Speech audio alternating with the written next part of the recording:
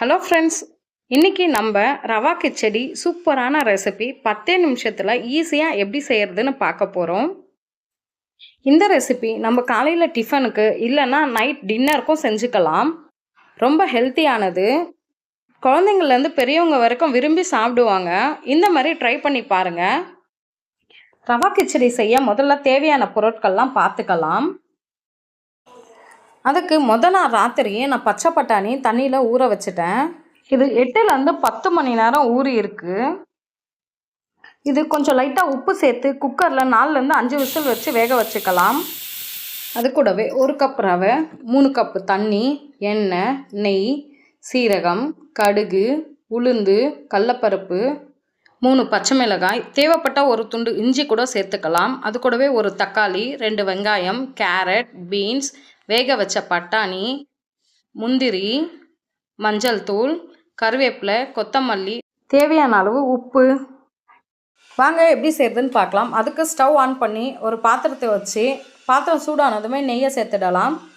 நெய் உருகினதுமே 1 கப் ரவையை மிதமான தீயில் கமன்னு வாசனை வர வரைக்கும் வறுத்து ஒரு தட்டில் தனியாக எடுத்து வச்சுக்கலாம். வாங்க இப்போ தாளிச்சிடலாம். அதுக்கு ஒரு பாத்திரத்தில் எண்ணெய், நெய் சேர்த்து சூடானதுமே கடுகு, சீரகம், கடலைப்பருப்பு, உளுத்தம்பருப்பு, முந்திரி, கருவேப்பிலை எல்லாம் சேர்த்து நல்லா பொன்னிறமாக வதக்கிட்டு அது கூடவே நறுக்கி வச்ச 2 வெங்காயம் கொஞ்சம் நல்லா வதங்கினதுமே 3 பச்சை மிளகாய், தக்காளி கொஞ்சம் நல்லா வதங்கி வரணும். அது கூடவே நறுக்கி வச்ச கேரட், பீன்ஸ் ரெண்டுத்தையும் சேர்த்து நல்லா வதக்கணும்.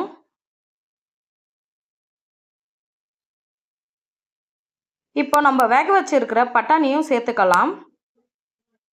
நீங்கள் பச்சை பட்டாணி சேர்க்கறதா இருந்தால் காய்கறி கூடவே முன்னாடியே சேர்த்து வதக்கிக்கலாம். நான் வேக வச்சு எடுத்துருக்கேன். இது நல்லா வதங்கினதுமே 1 ஸ்பூன் மஞ்சத்தூள், தேவையான அளவு உப்பு, எல்லாத்தையும் நல்லா வதக்கணும். உப்பு சேர்த்து வதக்கினா காய்கறி கொஞ்சம் சீக்கிரமாக வதங்கும். பாருங்கள், இப்போ நல்லா வதங்கி வந்துருச்சு. இப்போ 1 கப் ரவைக்கு 3 கப் தண்ணி சேர்த்துக்கலாம். நான் 3 கப் தண்ணி சேர்க்குறேன்.